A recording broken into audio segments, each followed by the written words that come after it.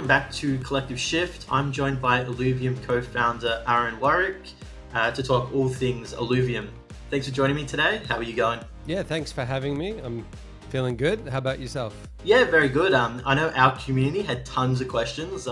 Pretty pumped about the upcoming game, and everything seems like it's progressing along very nicely. So I just love to dive deep into the game and answer these community questions we've got. Sure. Maybe we could start off by providing some background on you, I guess, and your role in Illuvium. Mm-hmm. Yeah, sure. So I'm one of the co-founders of Illuvium. We started the game sort of late 2020, something like that, and my brothers came to me with an idea for doing a crypto project of some sort, a type of game. They know that game design and development is something that was a passion for mine that I'd never really had an opportunity to do in a professional setting. So they suggested that I come and help them. And during the pandemic, I had a bit of time off from my previous job because everything was shut down, and I was using that time to get into game development and sort of re-hone my skills. And so it sort of dovetailed well. It was a really good opportunity for us, and we started it off. My role on the project, we don't really have names for the roles that we do, but I think probably the closest thing would be game director. It's probably the closest title to what I do. I always tell people that I'm the least skillful person on the project, but I tend to know the most about all the different pieces. So I act as a bit more of a connecting glue between all of the different teams. And then we have, much more skillful people in each of those teams that go through and do the actual work. Nice, yeah.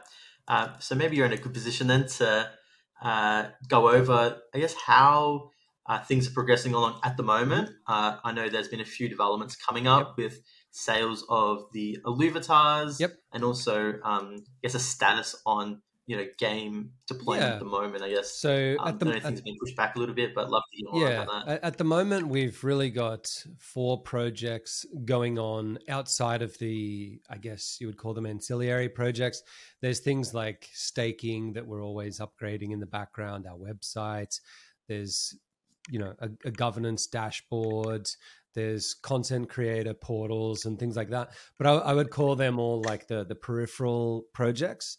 Of the main projects, there's effectively 4 games that we're doing. One of them is obviously not anywhere near as big as the others in terms of what it is, and that's the Illuvium Beyond project, which at the moment is just a collectible card game where you collect them, put them into the individual collections. As you start to fill up those collections, you get these milestones, you get points, you go up on the leaderboard, you get some rewards. It's gamified collection. Later on, we might be able to do something with that and turn it into more of a competitive PvP card game. But we would have to get approval from our council because we're decentralized. So we would have to put some sort of a proposal forward about what it is that we want to build, let that go through the community. They can give feedback on it, and eventually it gets voted on by the council. So that is starting at the beginning of next month. That will be our first sale of the first wave. Each wave is sort of like a subset of the overall alluvials that we have.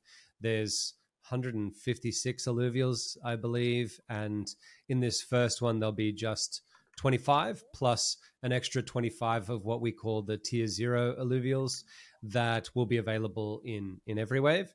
So that one is progressing really well.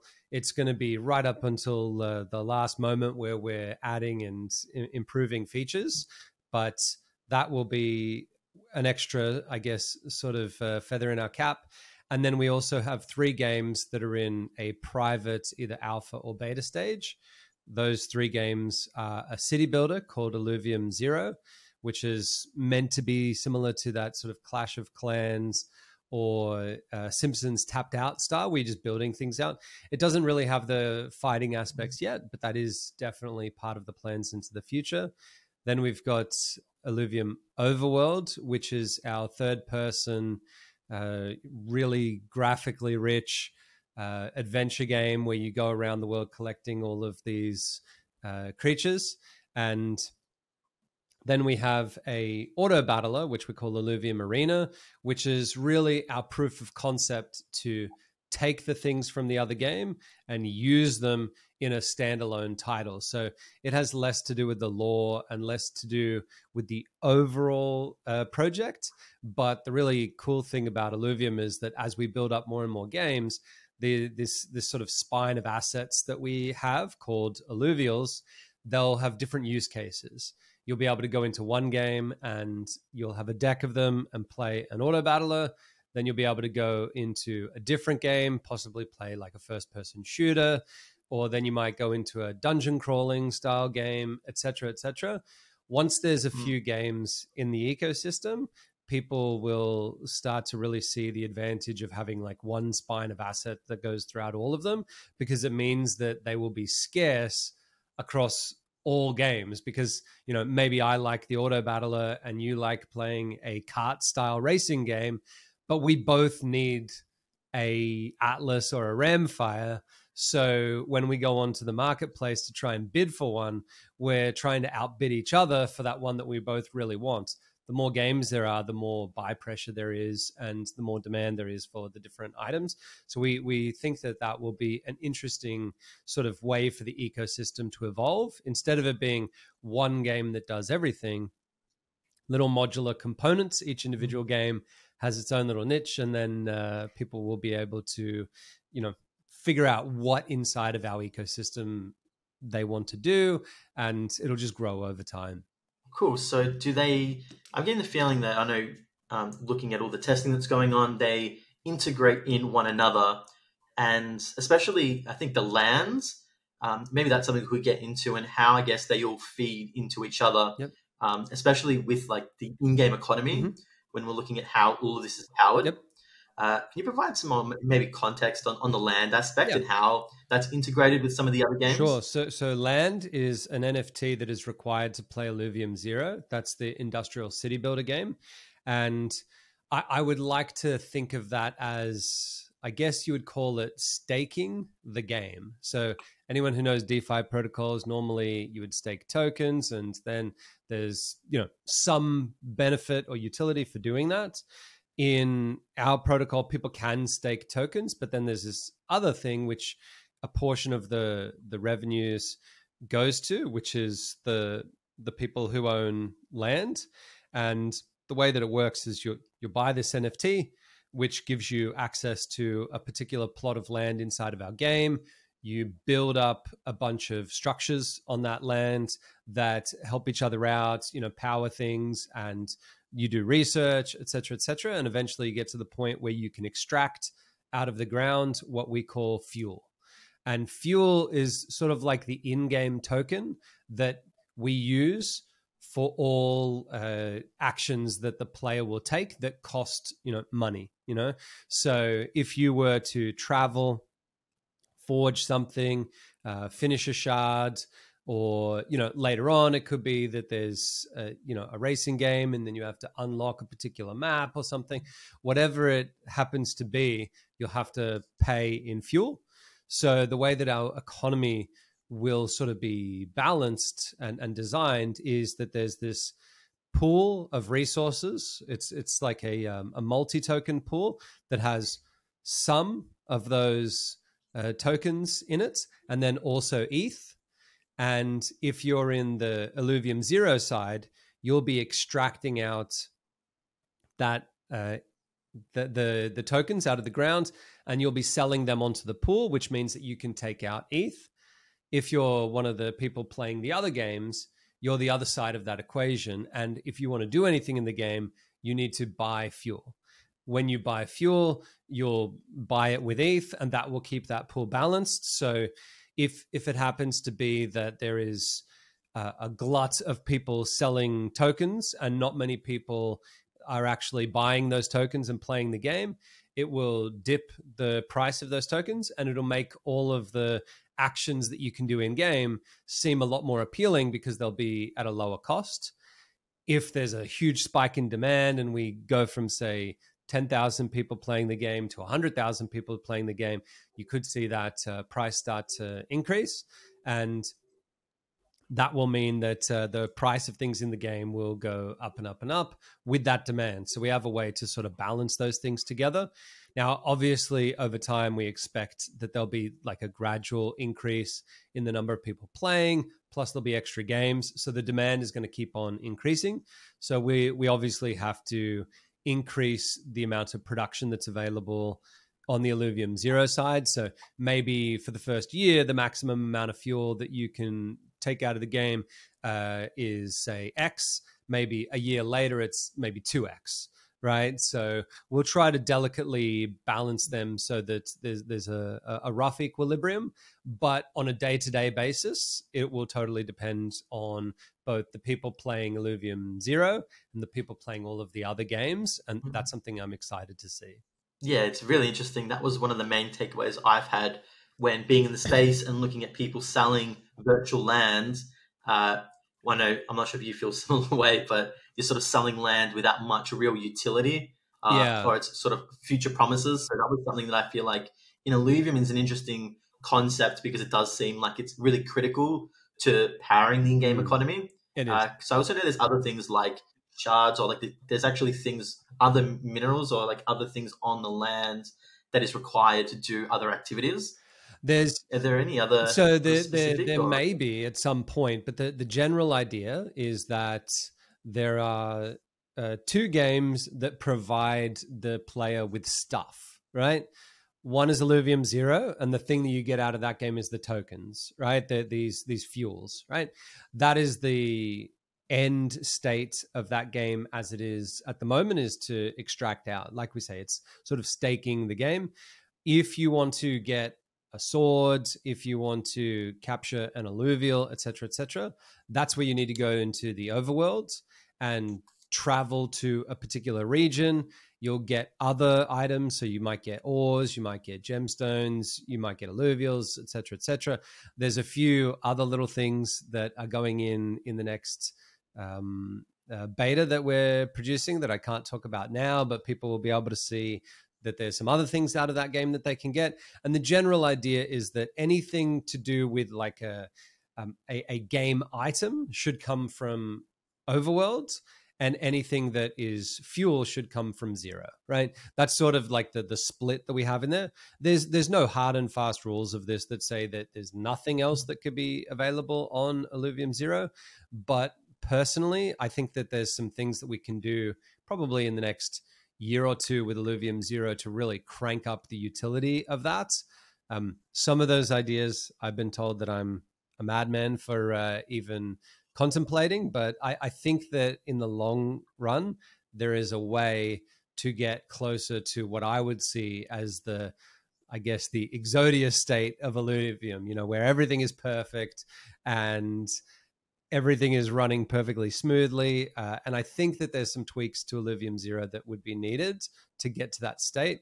But as with anything, you got to kick it off somehow, and you can't bite off more than you can chew. So for now, it's just about getting that base economy of getting those fuels, and Overworld is just about getting that base economy of the items out of the game. Yeah, thanks for the rundown.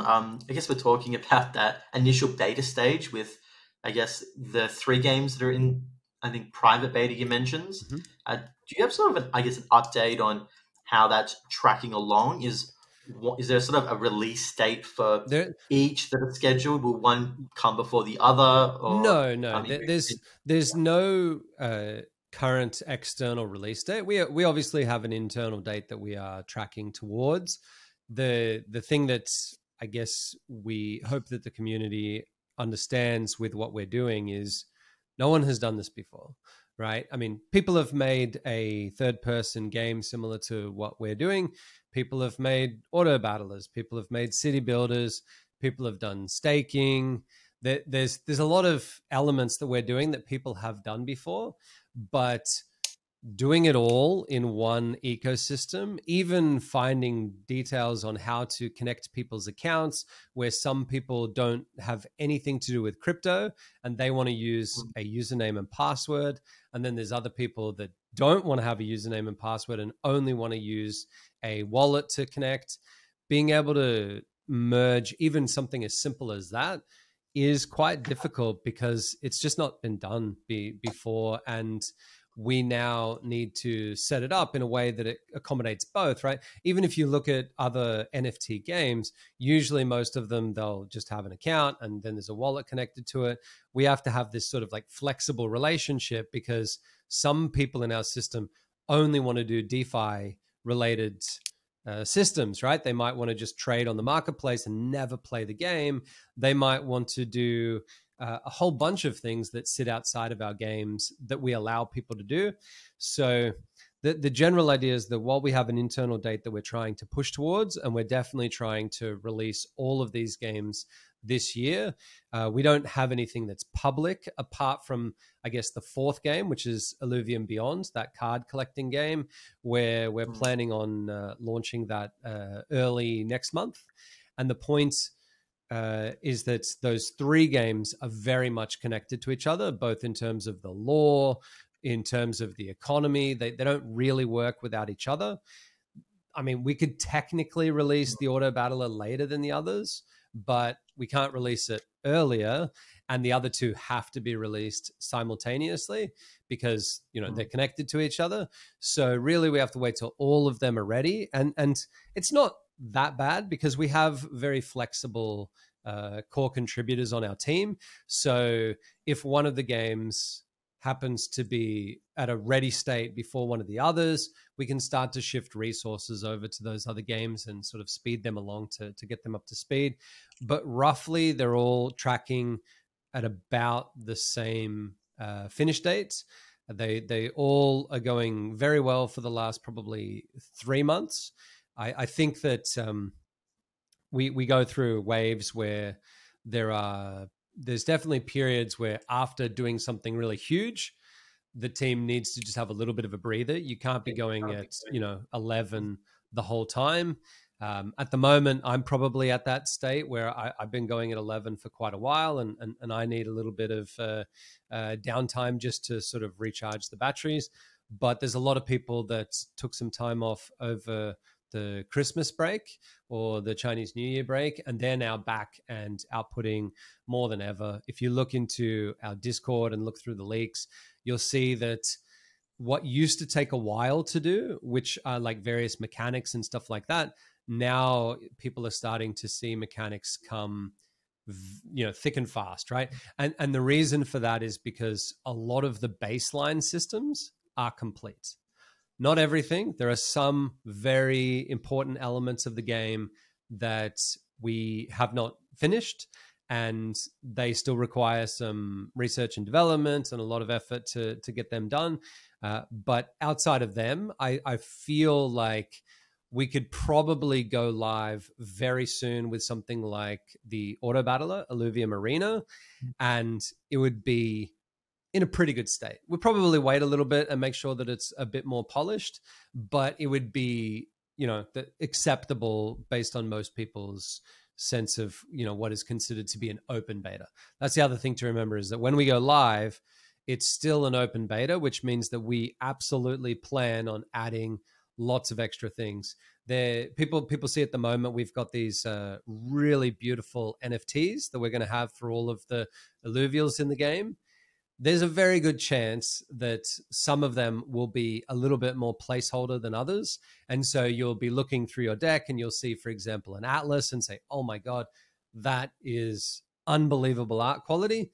And then one of the alluvials that comes closer to, say, 150 in the list, it may be sort of at 80%. And people will just have to accept that. I don't think we're going to be at the point where any of the regions that we release will just have like a pink box that says tree on it or something like that.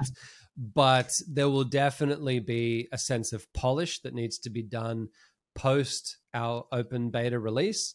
And that will probably take, I don't know, it could take even a year to get us to the point where we can say all 3 of those games, maybe 4, are all what we would consider to be polished, version 1. They're not beta anymore. They're ready for consumption by the mass market. For the next year, it'll probably be a little bit more. People that have been in our project are willing to give us a little bit of leeway. And other people might just like looking at the cool stuff that we have in there, because even at our beta stage, the graphics are going to be absolutely phenomenal. Awesome. Yeah, thanks for the great overview. I'm definitely, as a Pokemon Go lover, that was probably one of my favorite games. That's probably the aspect of Illuvium that I'm most keen for, probably. I'd be, I think, one of those alluvial catchers in the game. Yeah, So, yeah. Capturing is certainly an experience. People have started to see in our... Actually, I'm not even sure if we've leaked it. I think we have, but in our game, there's not really a Pokeball. There is a shard, and it's loaded by your companion drone. And then the companion drone sort of does like I guess, like an energy-based like suction, like a vacuum cleaner of the alluvial. And we even have an animation for the resistance, right? So in Pokemon, it's just sort of like the ball goes over it and it wobbles a bit, and then you either catch it or you don't. In ours, you actually see the alluvial sort of straining and pushing back against it, clawing onto the ground, it getting scraped up into it. It looks really, I guess, emotional is probably the best way to describe it. And so we definitely feel like there's some meme potential for content creators to be online. They've found a hollow ramfire or something like that, one of the really rare alluvials. They've gone into the battle, they've won the battle, they've got out their shard, and they're ready to capture it.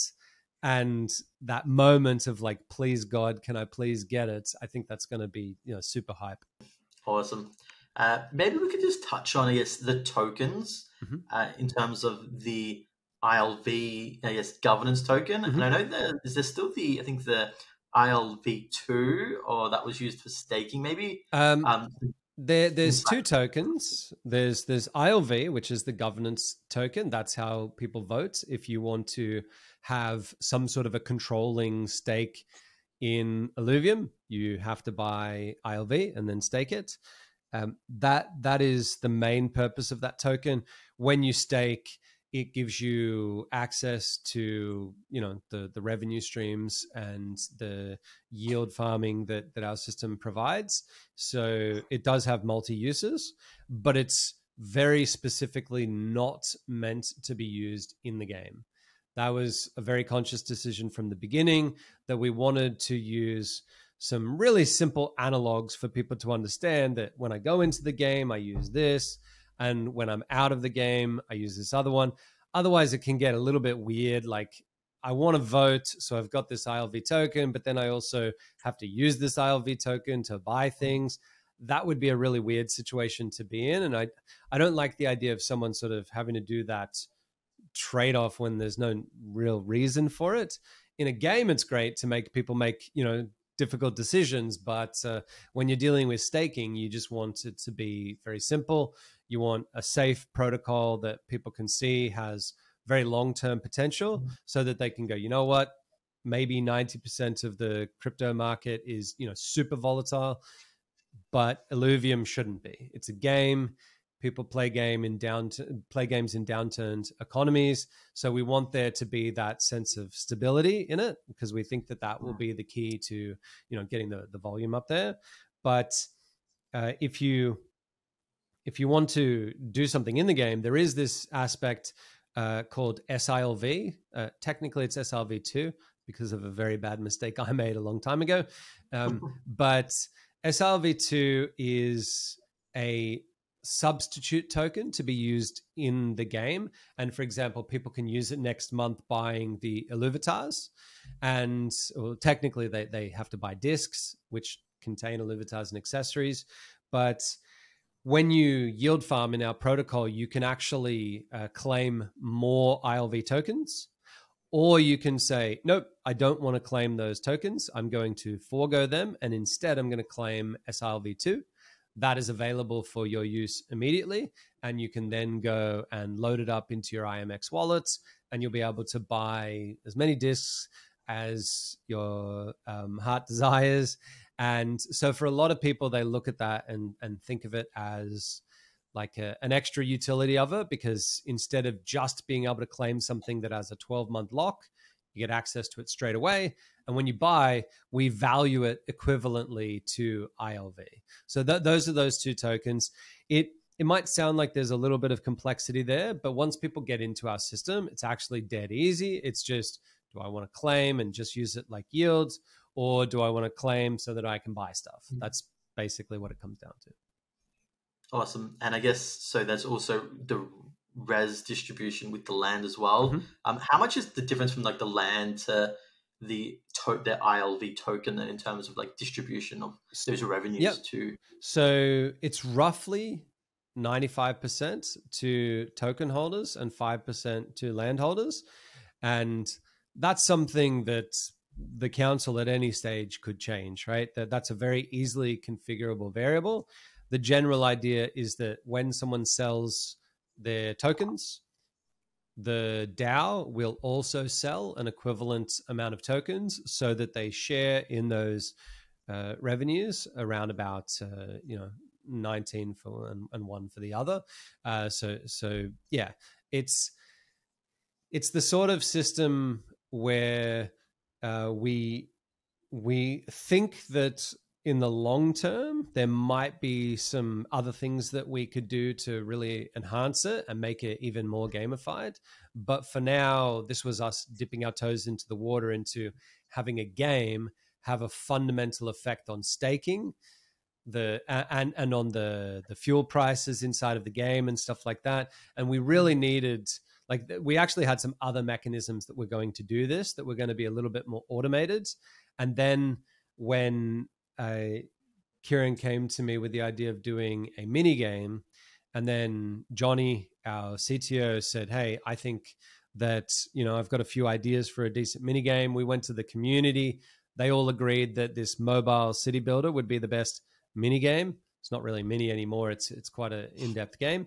As soon as I saw that, I thought, I can use this to substitute for these other boring mechanical transactions that I was going to do, and put it more into the hands of actual people that will be playing the game, and they effectively control the economy. And I was speaking to a blockchain dev just yesterday who's looking to join the project, and the second that I explained to him how all 3 of our games, technically all 4 of them, worked, he was like, "Oh my God, it's like you're building EVE Online, but with many games." And I think that's probably a pretty fair comparison, is that we really do want all of the power to be in the hands of the people. That's why we're a decentralized studio. We do all of our actions with the consequence that if the council votes against us, we have to change it and fix it. So we're constantly talking with them about various things in the game. And at the end of the day, we want this whole studio, even though we've got some really talented people on the team working on it, we really want it to be driven by the people and what they want. And we feel like if we can give them a good platform to base it off of, in the next 10 years, they'll figure out the best way forward. And I'm a person in the community too. I can put forward my own proposals. Other people can put forward their own proposals, and we can just build it out over time. Awesome. I think that's a good segue, talking, I guess, about decentralization. And I know the council, is there, I guess, plans for further decentralization down the road? Or like, I know Illuvium's going went with the council model, and choosing some members of the community to represent them on the council. Maybe you can discuss any future. There is, at the moment, there are 5 council members, and they effectively have the decision-making power. So the way that it works is people put forward proposals, and then they vote on them. And then once it's approved, then whoever it is that needs to execute on it, executes on it. At the moment, almost every single one of those proposals has to do with either the DeFi work or the games, which is all controlled, or at least all developed by Illuvium Labs, which is like the company that has been contracted by the DAO to do the work. That's, I guess, the company that we currently are in. but I believe that there are some plans to, I guess, improve the way that governance works and to give a little bit more fine control to both the community and to the council. It's one of those things where you got to bootstrap it at some point, right? And that means that there's always going to be a little bit of control where it's appropriate, held by people on the team. Like I tend to make a reasonable amount of decisions that we don't discuss with the community. I try to discuss it with the council, but sometimes even then, it's such a small change that you can't go having a proposal go through for changing a value from 2 to 2.5 when you're talking about like the attack damage of a particular character in the game. When it comes to bigger things, we try to make sure that they all get approved.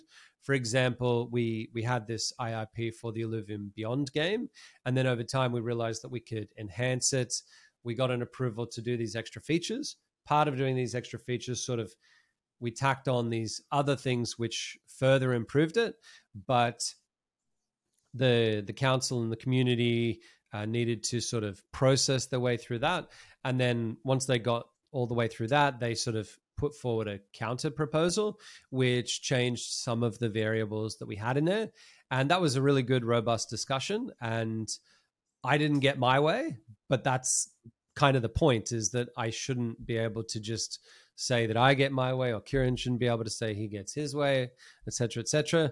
So that whole process allowed us to get to a point where most of the people in the community were happier with the results.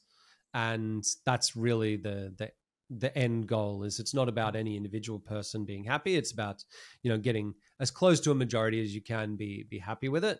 I don't think there's ever going to be a time where you're going to get everyone super happy with everything, but nor do you need to. And that's basically how governance works.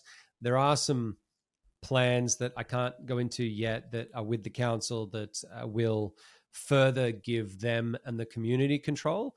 That's kind of the other beautiful thing about it, is that in a lot of places, like for example, politics, the people that have the controlling power tend to really, really want to keep it. And where we have some of that controlling power at the moment, we really don't want to keep it, right? We want to give that back, because it's why we made the project in the first place, is to be able to build out a decentralized game, a decentralized studio. And I think that that's important to remember, is that even if we do things that sometimes people aren't super happy with, the end result is we are going to be giving away all the power that we possibly can, to the point where at the end of the day, people will be able to say, I don't like Aaron. I put forward a proposal that we kick him out. And if that passes, then I should definitely be kicked out, and they should add a new game director, et cetera, et cetera. If that's the way that the community wants to go, then they should be able to do that. At the moment, that's a little bit tricky. So we're trying to work on how to give them those extra bits of power. And that's an exciting process that will, probably take 3 months to a year to sort of really finalize. And who knows, in 10 years' time, it might be a completely different outlook. All I can really say is that I strongly hope that whatever sort of voting block that exists in that 10-year period, that they look back at our history of constantly giving away power to the people, and they honor that all the way into the future. I would really hate to find that we give all of this power away to a small group of people, and then they just consolidate that power for themselves and never give it up.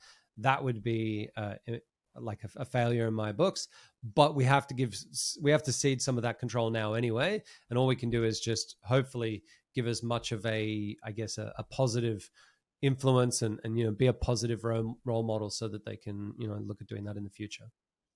Yeah, that's I think we've all seen as well in the DAO model, when you give too much control to everybody at once, things would just grind to a halt. So I can imagine in a game capacity, that would be the worst case. Probably take an extra 10 years to get it done.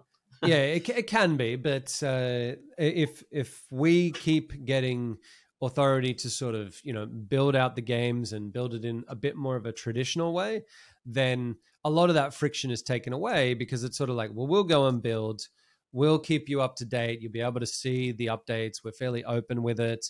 I mean, there's certain things that we are a little bit scared to release. So, for example, there's a whole lore to our universe that sort of we can draw upon. It's not the sort of lore that will just be a single player narrative, because you're not Lara Croft playing a game, getting through to the end, because we want everyone to feel like they're in it together, which means that when this race of people crash onto this planet, you're just one of the lowly rangers on that ship, right?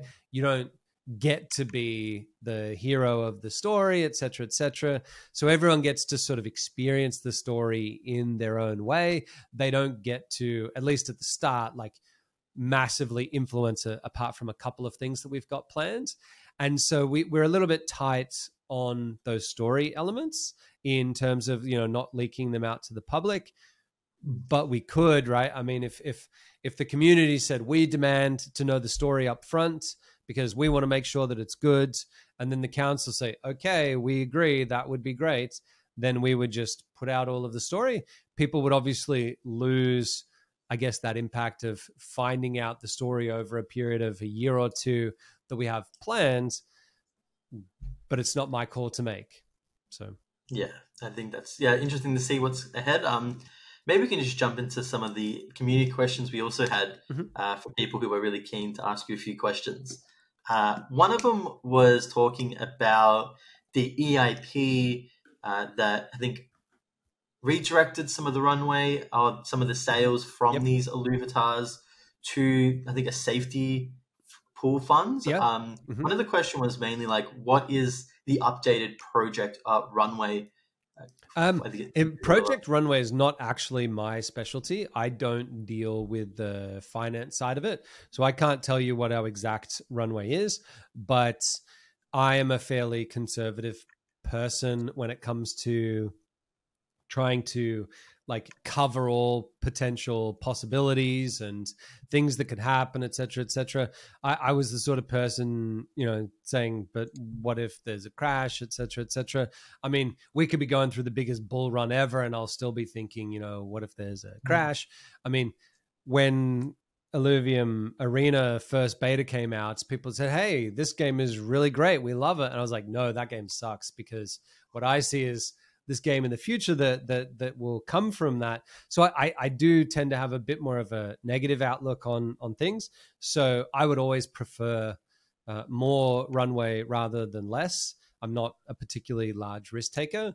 But the general idea with that is if we need it, we need it, and it's there. If we don't, and then things start going great later on, then there's always the ability to then redistribute that back to people. So we think it's fairly prudent. We're glad that one passed, and now our job is to try and maximize this sale. And I think sometimes people get a little bit frustrated. In the community, sometimes people will say, well, I want everything to be free. I just want to have a free game, and that's the way that it works. The problem with that is that there is upkeep, towards, paying people. We offer, I would suggest, fairly standard rates for our team. However, our team is fantastic, right? So in terms of, what they get, I would say that, we're being as efficient with the funds as we can possibly be. You can look at how much we have spent and compare it to other projects that are out there. And I think that you'll see it's very obvious that we're very heavily on the side of being quite efficient. I'm always looking for ways to be even more efficient in the project. I try to take on as many roles as I possibly can to increase that efficiency. But at the end of the day, there's going to be some upkeep, right? There's servers and services that need to be provided, et cetera, et cetera. That means that there does need to be income coming in. And while we're building out the game, it's just a better idea to have a longer amount of that as possible. So with Illuvium Beyond, we're hoping that this first wave goes absolutely crazy and we max out that sort of security pool. If not, then we'll continue on as normal, and I won't be, terribly worried. But yeah, I'm definitely one of those people that if you said to me, we had 100 years of runway, I'd say, but can we get 101? So, yeah. Awesome. Maybe that's a good, that's another segue into another question we had from the community, which was talking about whether, I guess, talking about this free to play potential model that may be on offer to those who, don't want to spend vast amounts of money inside the ecosystem. And I guess talking about if the ability to craft skins for these free to play model, is that being considered? And I guess this thing we have where you're weighing up paying players, the community rarity, and market demand. So maybe you can shed some light on how you balance that. The general idea with the free to play model is that we want there to be a way for people to collect our assets for free. If you can collect our assets for free and then you can use them in all of the games, it means you can play every game for free. When we design things, we had some core tenets that we think were that have held us in good stead, which are things like, come up with systems that can be replicated, come up with systems that match real world, paradigms, right? So the idea of other games out there that have a free to play model and then mixed in with some pay to play stuff, it didn't really make sense for us to go with a model where only skins were paid for. So we decided to look at models that were a bit more similar to games like Hearthstone, Magic the Gathering, where you sort of have to, buy your packs of cards, but then there's also free packs, booster packs that you can get. In our game, we call these tier zeros, right? There's these 5 tiers of rarity, 1 through 5. And as you go up the rarity, you go into more powerful creatures. They're much harder to collect, much more sought after, et cetera, et cetera, et cetera. So then we've got something that's even below a tier 1, and they're effectively meant to go to 0. So you can go into the overworld game and you can play through it and you can travel and you can collect shards and you can collect these creatures. But if you don't spend any money on it, you'll just be getting these tier zeros, right? You can level them up. You can fuse them together. You can play them in the arena game. If we had a kart racing game, you could go and race them in karts. If we had a first-person shooter, you could use them in that, right? They will be usable across all of our games. So there will be a way for someone to play every single game in our ecosystem without spending any money. Probably the one slight tweak to that is in the Illuvium 0 game, you have to have a piece of land to be able to play. That's sort of like your cost of entry. Although we are doing a free-to-play model in that too, where you can get what's called virtual land. And effectively, it means you can just go and play the game, but you don't have that impact on the economy because you're not pulling fuel out of it or anything like that. There's a lot of games out there in the crypto space that seem to operate on this magical thinking that you can build a game, have people, earn money for free and not have anyone input it into the economy. And it's just always going to keep on going up. And we saw 2020, 2021, 2022, basically all of them went complete bust because it's completely ridiculous to think that there's going to be some magical new thing to the economy just because you put the word crypto in the title. It doesn't make sense, right? There needs to be paying players. And for us, it's like when you buy Magic the Gathering cards, you become a paying player. You can go and use them. Except in our game, you don't actually buy the cards in packs. You go into the overworld and you have an adventure, right? So you actually travel into a world which has been designed by a team of, about 70 to 80 amazing artists, these unbelievably gorgeous worlds.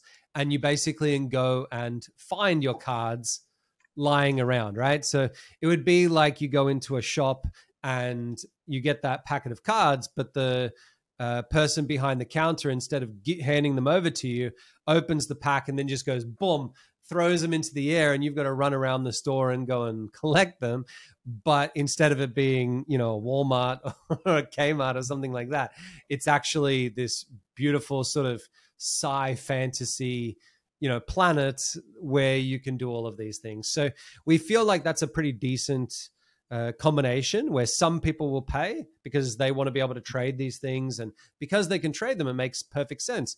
We're not saying that everybody who gets a card is going to be able to sell it for more, but you will be able to own it, and we do have a marketplace for you to go and sell it if you so wish. So there will be people on both sides of that. And then on top of that, there will be skins that people can get. And some of the rarest of those skins will actually be created by people in the game. And that means that we're not selling them to you. You're buying them from someone else. And we just take our cut when you go to sort of create the skin. We take a small amount and then you own it. So for example, there could be a person who has a Ramfire skin for a Mozart companion drone, and maybe they're the only person in the entire gaming ecosystem that has access to that blueprint. And that means that if you want to go running around in our world with your companion drone decked out so that it looks like Ramfire, then you need to buy that skin. And maybe none of them exist in the world, but you know that there's one guy with a blueprint. You have to pay him. And what you pay him, it's up to him, right? He gets to decide. He might say, you got to pay me $1,000 for it, and you can take it or you can leave it, but it's not us that are charging a price for it. It's other players in the game. There will be other cosmetics in the game that you can buy directly from us, but in general, there has to be money coming in so that there can be money going out. Pretty simple stuff. Thanks. I think we just have one more question as well, which was based on crypto gaming regulation, especially in Australia, which is an interesting as well, I guess, when you're talking about like revenue distribution. And we know like the regulatory front is pretty uncertain at the moment. I guess the question was just in regards of, have you guys done any discussions with the government in terms of how you guys are looking at the game, considering that I think you guys are me personally, I have not. I guess the Illuvium team. Yeah. We have done a lot of work working with some of the best experts in the legal crypto space, people that are sort of pioneering the way that these laws are going to be developed. We've been invited to give feedback onto various committees and things like that to help try and work out the best way forward around the world. The answer is, I don't know what the laws are going to be. I don't think that there's any person in the world that can sort of predict exactly the way that these laws are going to pan out. But we have done a lot of homework to make sure that when it comes time for them to say, hey, here are the rules, that we have the flexibility to be able to follow them. So I'm not at all worried about any issues like that. Whatever the situation is, we'll be able to adapt to it. Cool. Thanks for the chat as well. Maybe we could just end it with, which was the final question actually, is maybe we should bring it all together on how Illuvium is different to other crypto-based games. Maybe if you have a minute or a quick pitch there. Or I would say that there's two ways that we're different to other crypto games. The first one is a very obvious one that people can see just by looking at gameplay footage and things like that.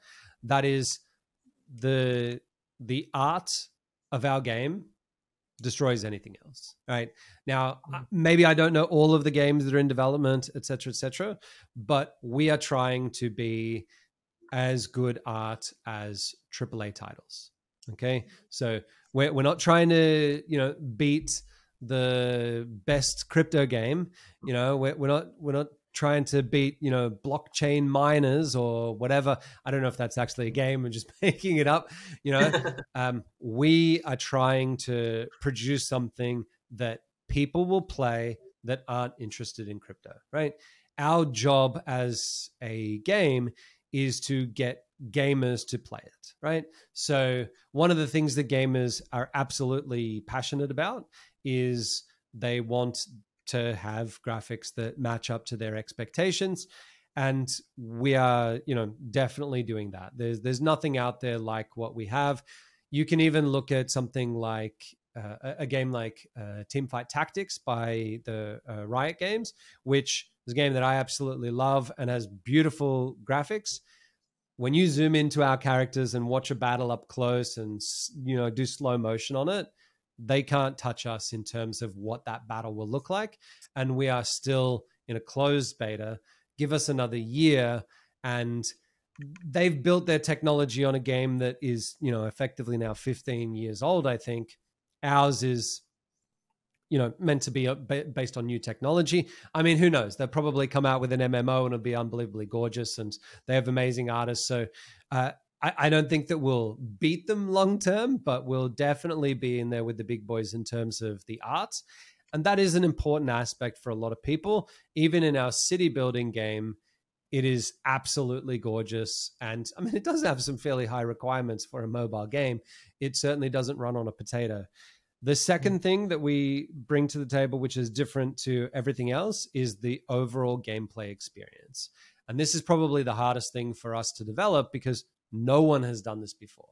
There's no studio in the world that has given access to items, built multiple games where those items are meant to plug into all of them and be used interchangeably. There are people that go close. There's a Steam marketplace where you can take items and sell them.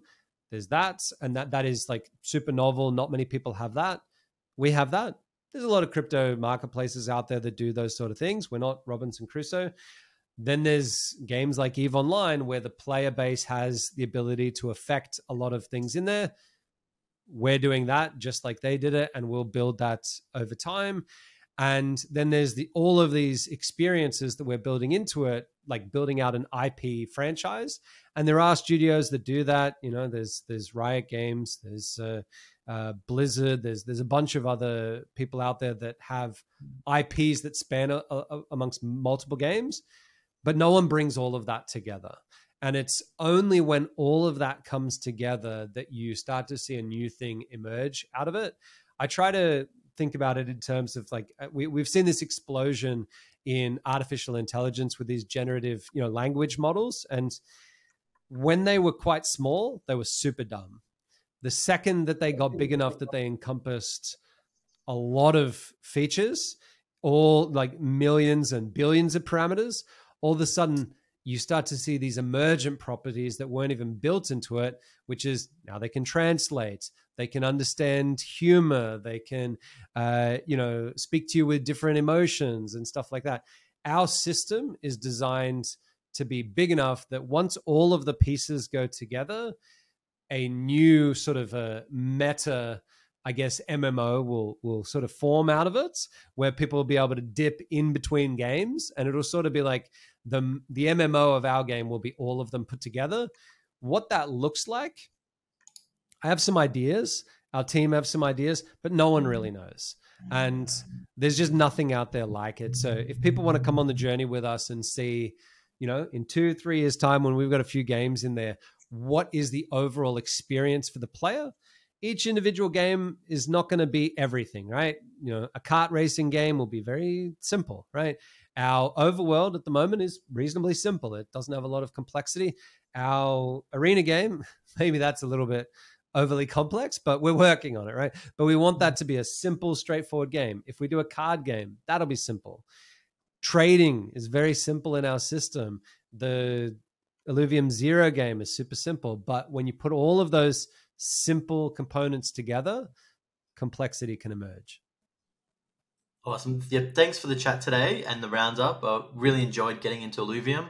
Keen to see, hopefully, when you guys are making progress, and keen to play the public beta and see just how the public responds. Yeah, that'll be interesting. Anybody who's interested in Illuvium, maybe where's the best place to, I guess, join up? So if you're interested in, I guess, owning it and making the decisions, ILV is what you need to be purchasing. That's the best way to do it.